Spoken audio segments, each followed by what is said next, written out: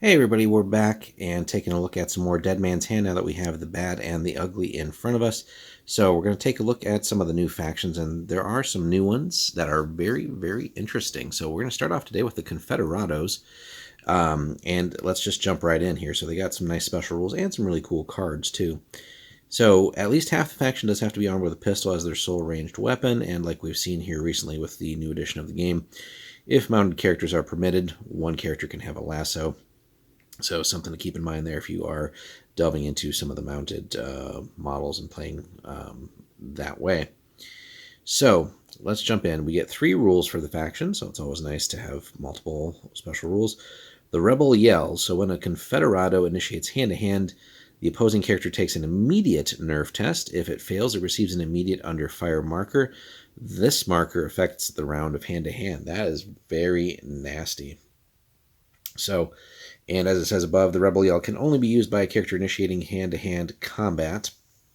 So, which is pretty damn brutal. So, yes, these guys can definitely still hang with shooting and everything, but you wouldn't necessarily expect them to also be actually pretty damn intimidating in combat, or at least potentially so, right?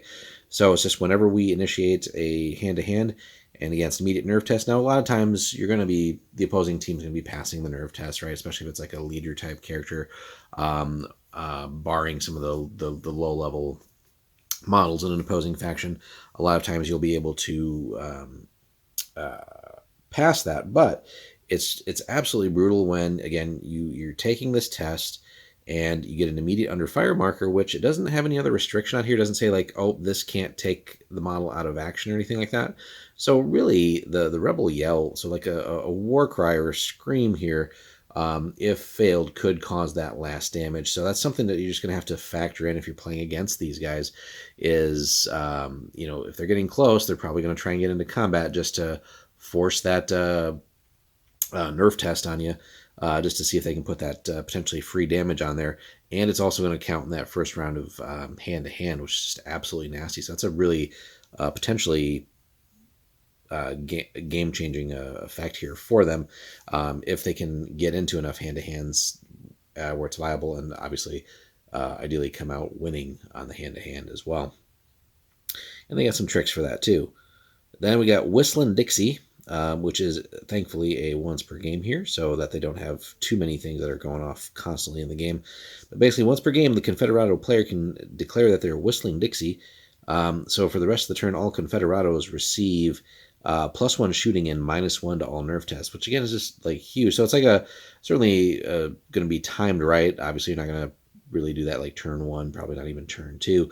But if you've managed to get to like the mid to late game and you've got the bulk of your force still left, this is just going to be like, hey, yeah, all right, this turn, boom, this is the decisive turn.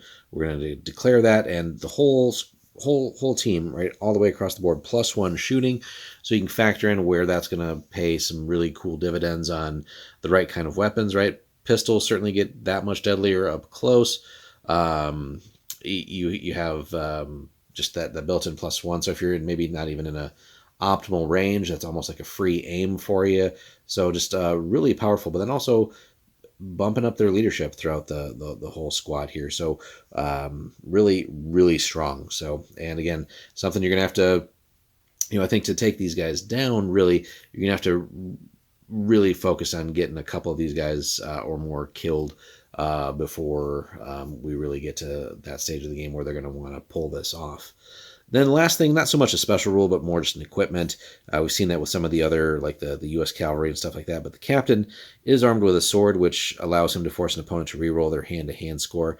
So couple that with the Rebel Yell, right? So the captain getting into close combat is going to be very nasty to deal with, right?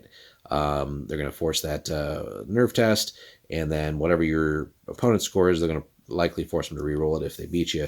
So really, he should come out on most engagements doing pretty well. Thankfully, to not make him overly busted, he does not have the built-in like +1 in hand-to-hand. But let's take a look at their actual units here. We got a captain, a sergeant, 2 troopers, and up to 4 dregs.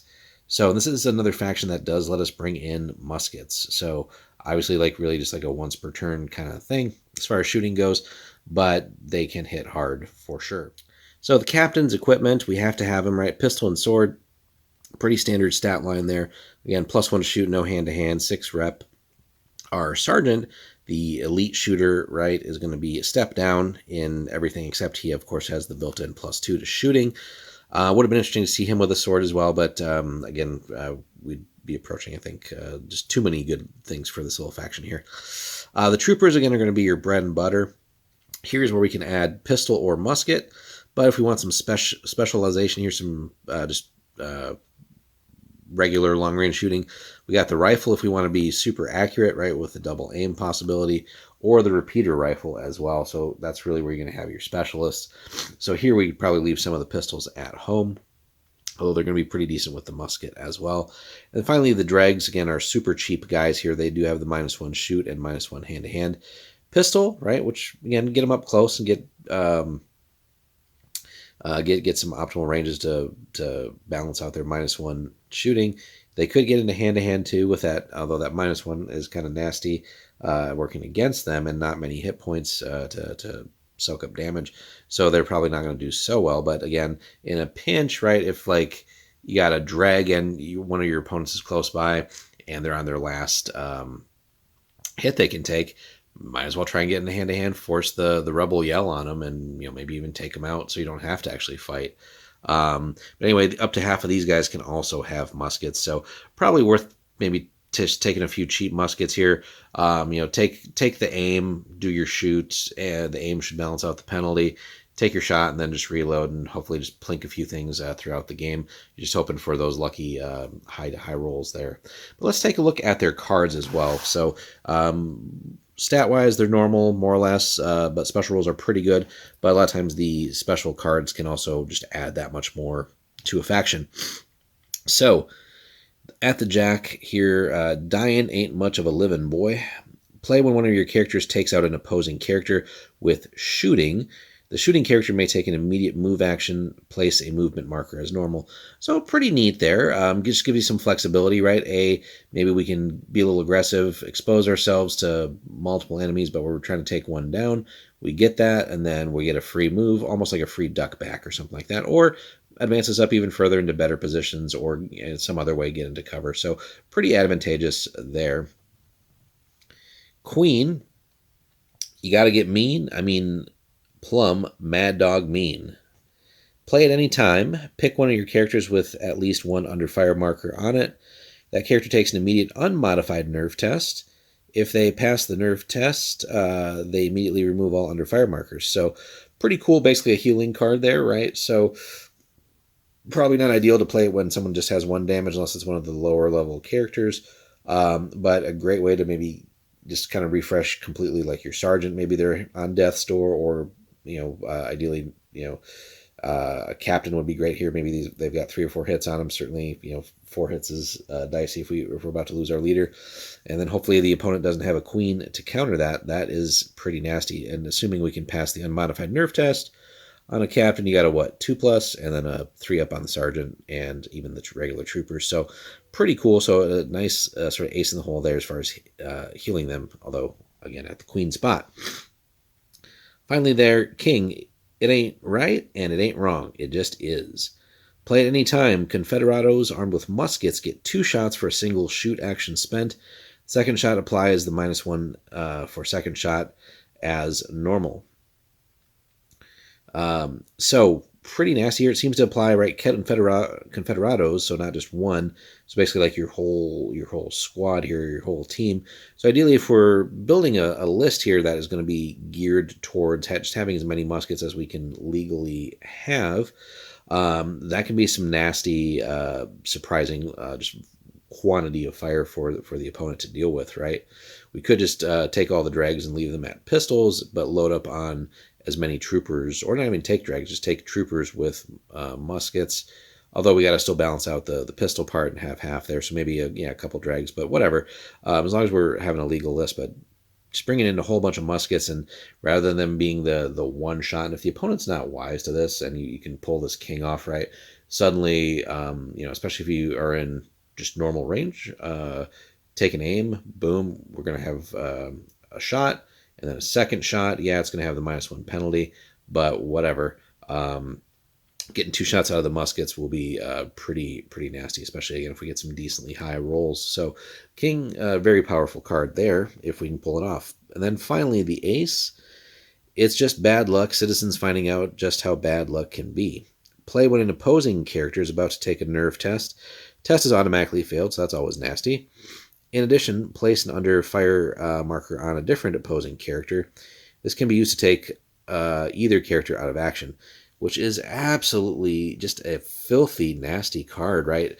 So again, if the opponent doesn't know what the face cards for these guys do, right, you're going to have to really consider keeping some in your hand, some of your face cards in your hand, which maybe turns off a lot of your special things for your faction just to counter some of these, because some of these will just be absolutely nasty, right? We could have something like, I'm just rereading this now. Couple that with like the rebel yell, right? Play when an opposing character is about to take a nerve test from that. It's automatically failed, so there's a damage. Maybe that takes someone out. And then you put another under fire under a different opposing character, and boom, maybe they were also on their last hit. So you could really realistically just take out 2 opposing models with the right timing just by playing the dang card here. Before you even expose your character to danger, really, the opponent might think, oh, well, I got a decent chance in hand-to-hand here, but sure, I got to deal with that stupid rebel yell thing, and boom, you drop this on them, but bang, they just fail it. They don't have a counter, so one character out of action, another character out of action. That can really, in a game where you're maybe running like 6, 7, 8 guys tops, suddenly being able to take out 2 just like that is pretty cool without really any dice having to be rolled. It's just boom, straight up damage. So the Confederados, we've got the box. We're going to do an unboxing separately at some point here. We're still backlogged on trying to get stuff done for the game, but we're definitely looking forward to getting these guys unboxed and then painted up just to test out how broken we can make that with the Rebel Yell and some of the other tricks that these guys have. So if you guys have already picked up the Confederados, let us know how your games have gone so far, how you've gone with equipping your force, and how that's played out. Or if you played against them, let us know if you've beat them or if you've suffered a loss here. Eager to hear your guys' story so far. And if you haven't picked up the Confederados, maybe this will sway you. These guys definitely have some stuff to offer for the game and some nasty tricks. So it'd be interesting to have a one-off battle. We'll probably do that at some point, these guys versus the US Cav, just to show off the sort of 2 sides of the same coin here, although these guys definitely can bring the nasty tricks. So hope you guys enjoyed. Thanks so much for watching. We'll have more Dead Man's Hand for you soon.